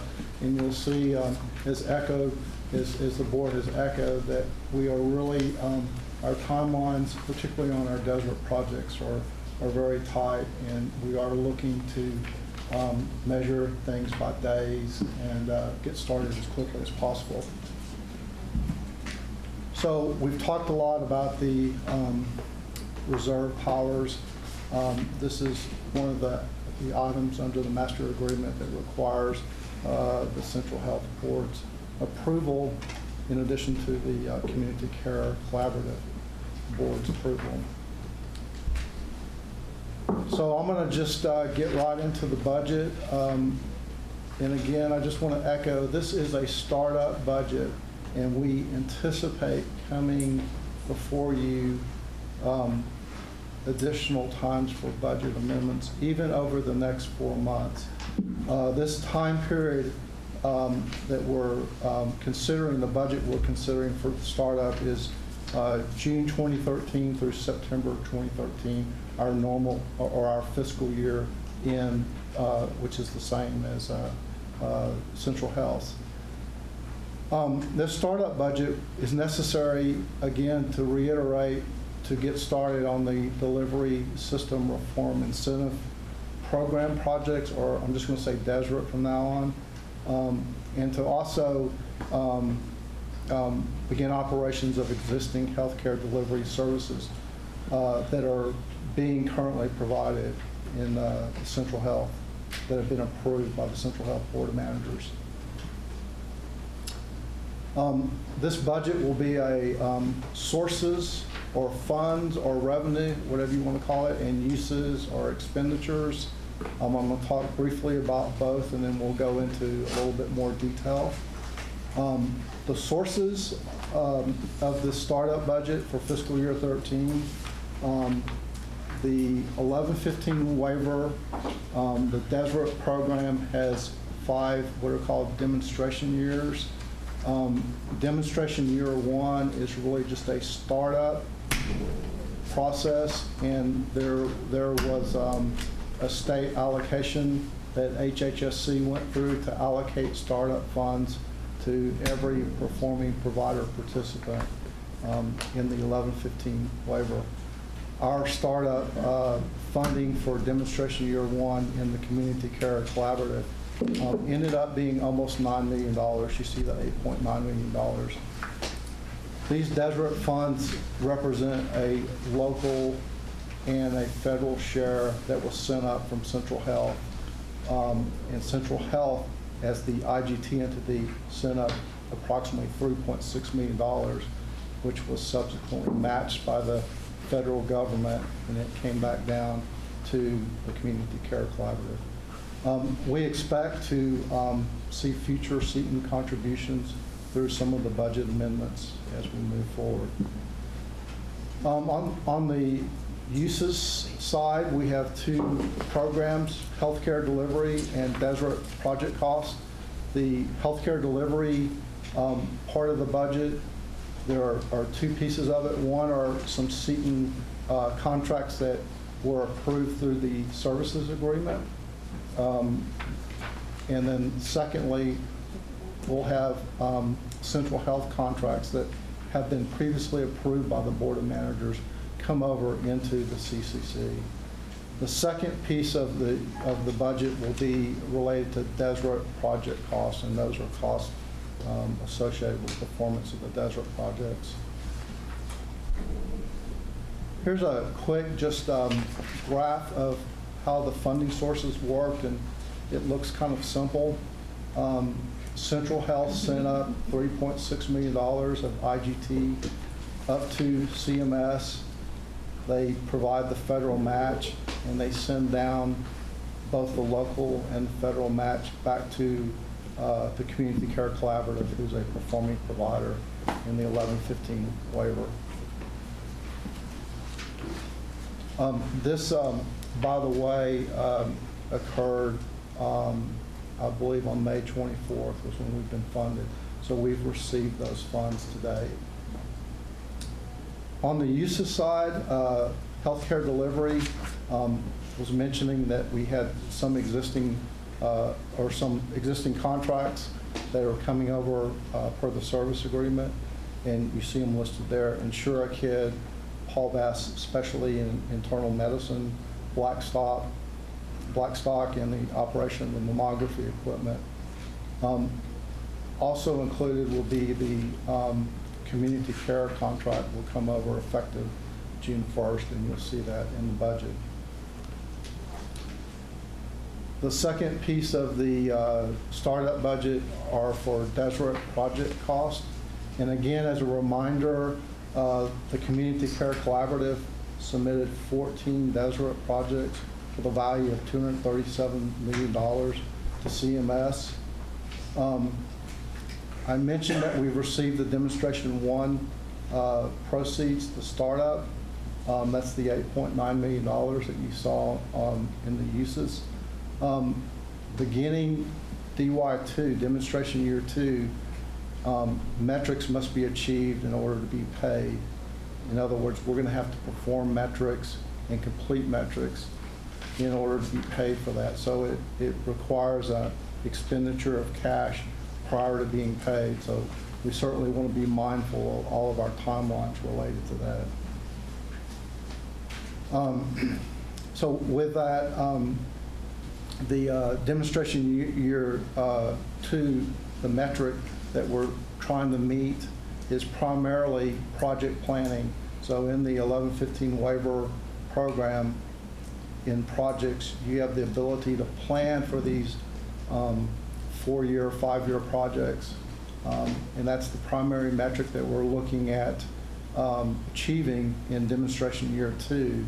And the value, the total value across those 14 projects for demonstration year 2 is a little over $54 million. So these Deseret project costs in the budget will include Deseret project management, the plan development for each Deseret project, and that's the metric that we're talking about that we would try to achieve in order to be paid, and health information exchange development, which is, we have 2 projects related to HIE, so we're really excited about getting started on those. You'll see this picture a lot as we go. The white area is demonstration year 2, and you'll see this is our planning year, and you'll see that it ends September of 2013. So that, as I hear some of the conversation about the need to really begin working fast, that's just one of the reasons why, is we have a very short planning cycle that we need to start working on.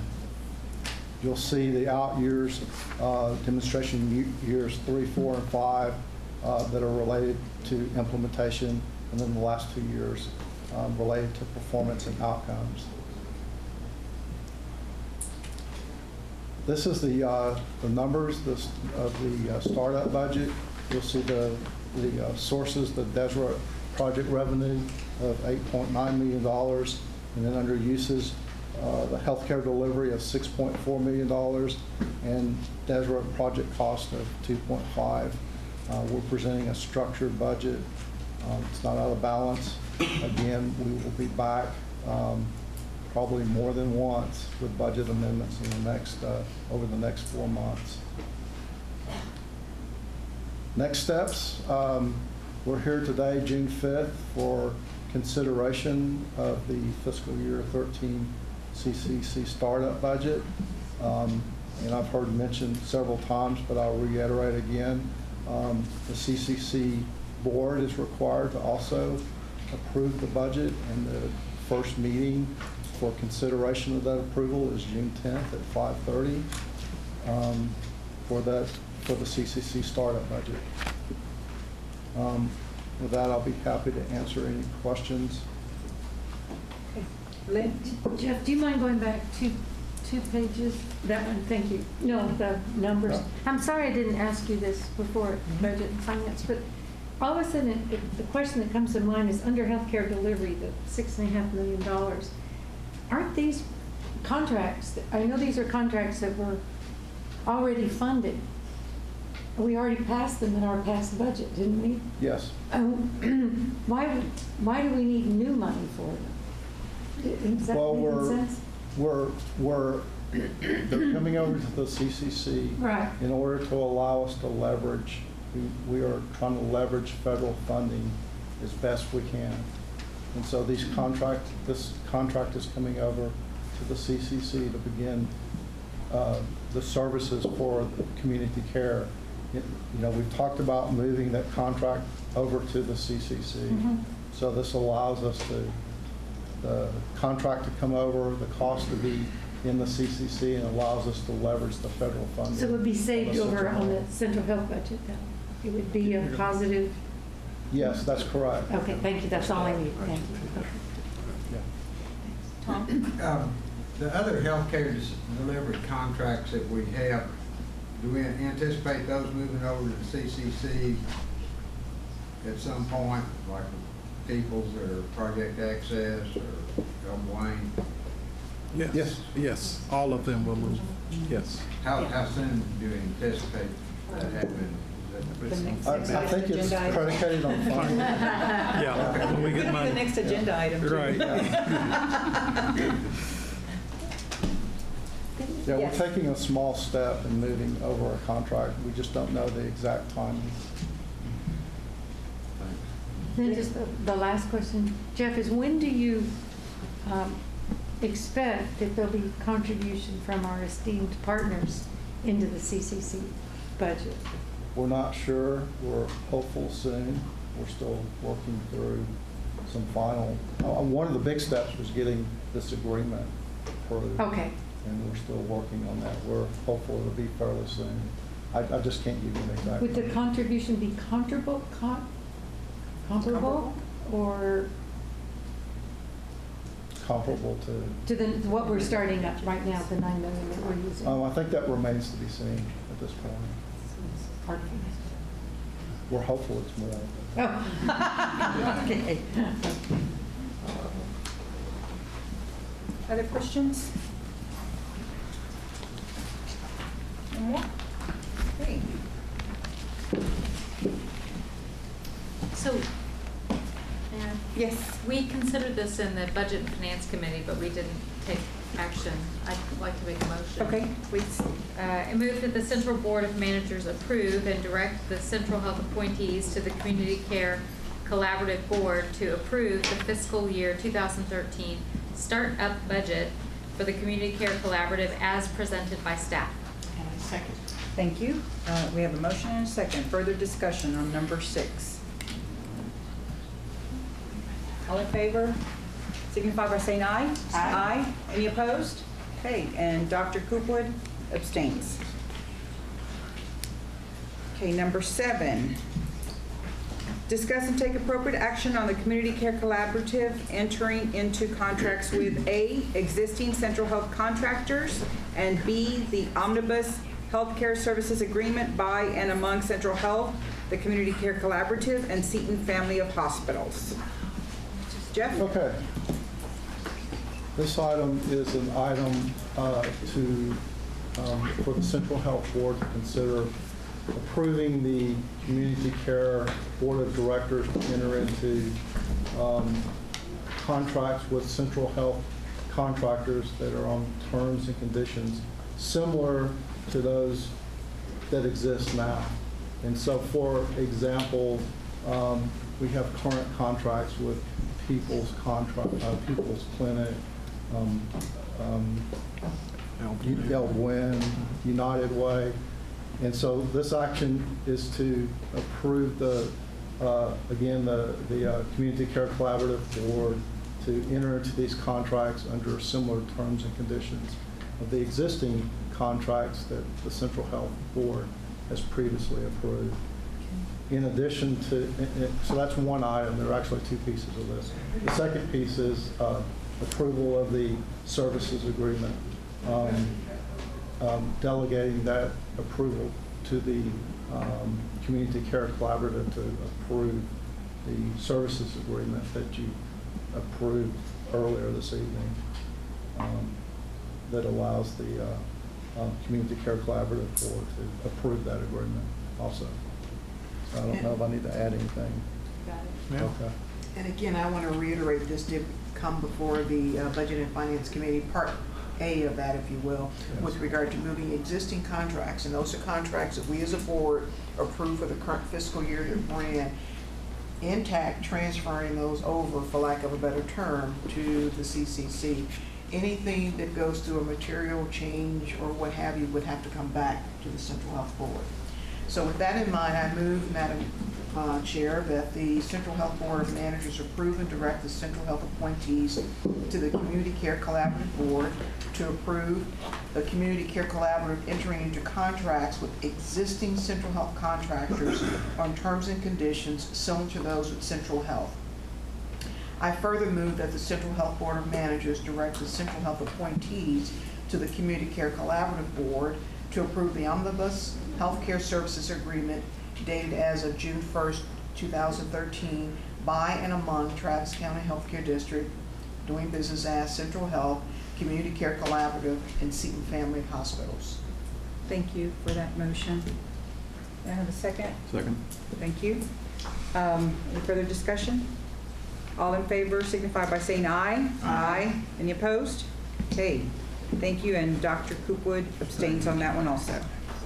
Okay, do we need to take up anything on 8? Was there anything for 8? No? Okay, so we will move on to number 9. Discuss and take appropriate action on an agreement between the Community Care Collaborative and, what was it? Cope Health? Okay, I couldn't see it. Cope Health Solutions for project management support of delivery system reform incentive payment projects.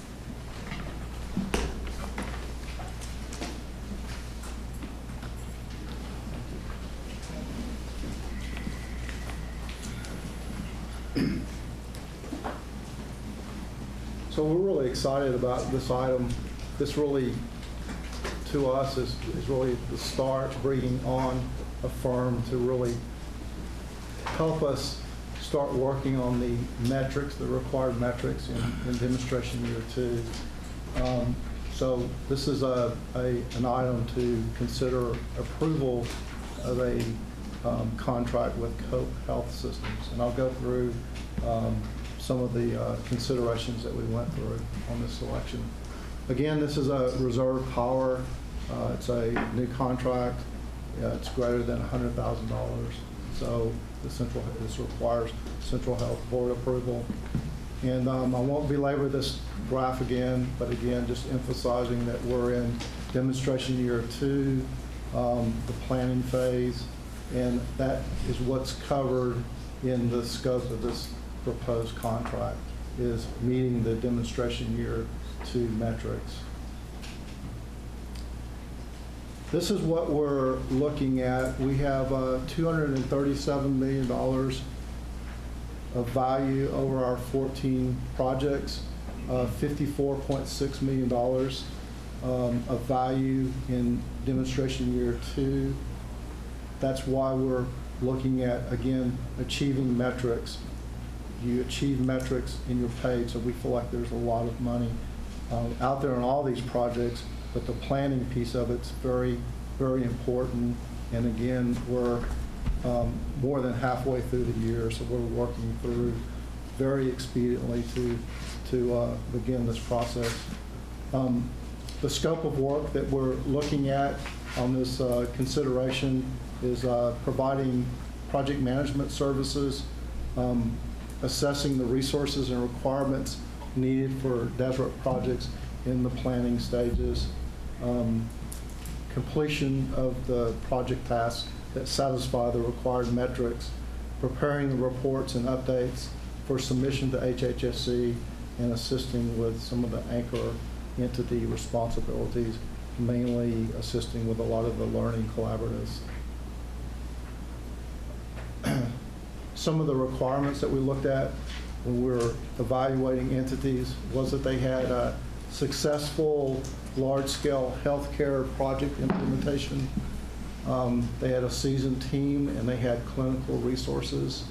They had experience in community-based projects and or FQHCs, and they had HIE experience. Couple of preferences that we had, strong preferences, particularly the first one was experience in safety net populations, and they were familiar with the 1115 waiver. So we selected Cope Health Solutions, and I'm going to pause for a second and tell you that we were very impressed with some of the values that they have. They are a nonprofit entity, but a lot of their values and their missions are around the safety net population. It was a, you know, when we've talked to them numerous times, but it was real compelling to kind of hear what some of their values were and to see how the parallels, how similar their values were with some of the things that we're trying to achieve. They have worked in, had successful implementations in community-based healthcare projects, primarily in California. They've done some projects where they've integrated community-based health centers, care amongst those, and in some regards, even through the HIE work, looking at trying to integrate some of the electronic systems amongst those clinics. I believe, if I remember right, one of the experiences they had was actually in LA County, where they worked with over 40 community centers, and they really looked at trying to integrate all of the healthcare delivery services amongst those clinics. So we were very, very impressed as they walked through those processes with us. They are familiar with the California 1115 waiver. They've done some work. They were also performed the lead role in Region 10 for the Texas 1115 waiver, and that's up in Fort Worth, and they were hired by JPS and really were instrumental in developing the plan and running the whole process to come through with all the project selections for the whole region. So they're extremely familiar with the process. The proposal for consideration is completion of the 14 demonstration year 2 DSRIP project metrics for an amount not to exceed $1,599,000. And staff is recommending approval of the contract between Cope Health and the Community Care Collaborative. So I'd be more than happy to answer any questions. Any questions? Yes, Lynn. Jeff, I have two questions. So basically, DSRIP in planning, two will pay us for planning. They'll actually, that's considered a metric. That's considered Planning a is an metric. outcome, a desired. Well, it's a metric. A It's not metric, an outcome. but it's one of those things that they want to look at. Okay. And then the second question is the amount of money that you have here. Will this payment be made through district monies, or will it be central health budget money? It will be community care, the community care collaborative money. So we're using the demonstration year demonstration year one startup money as funding for this contract. And that was the money that, some of it's central health IGT money. That's but correct. I bet it's the That's correct. match, the state and federal match. That's correct. I mean, us and the federal match. Thank you. Right. I have a question that's somewhat related. So we're what, more than halfway through DY2. How is the planning going thus far? I'm going to say from my perspective, we really need to get started on the metric side of it, and I think that's where we really need to start some work. But I will say, and I don't know if Dr. Hernandez is here, he has a lot of clinical groups going, and I would say that, and I don't want to speak for him, but I would say he has a very good start on it. There is a tremendous amount of work that needs to be completed. But he has a lot of the groups together, and we're really looking to integrate in with those groups to begin work, not only on the Deseret projects, but the CCC. And I think he's taking a really larger look at things. What we're really trying to do is focus specifically on accomplishment of the Deseret projects. But we're in good shape at this point. Well, Jeff is nervous. So-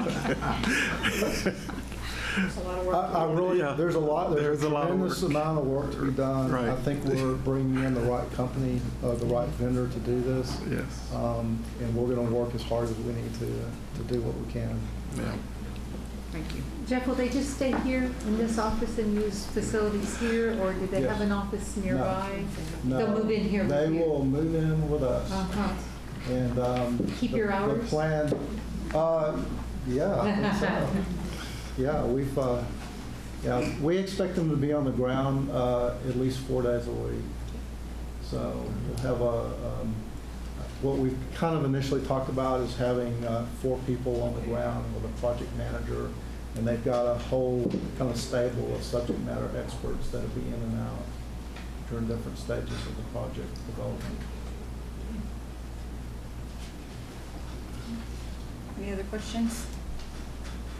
Okay. Well, then, Madam Chair, I move that the Central Health Board of Managers approve and direct the Central Health appointees to the Community Care Collaborative Board to approve an agreement between the Community Care Collaborative and Cope Health Solutions for project management support of the Delivery System Reform Incentive Payment Projects in the amount not to exceed $1,599,000. Okay, thank you for that motion. I have a second? A second from Katrina? Okay, further discussion?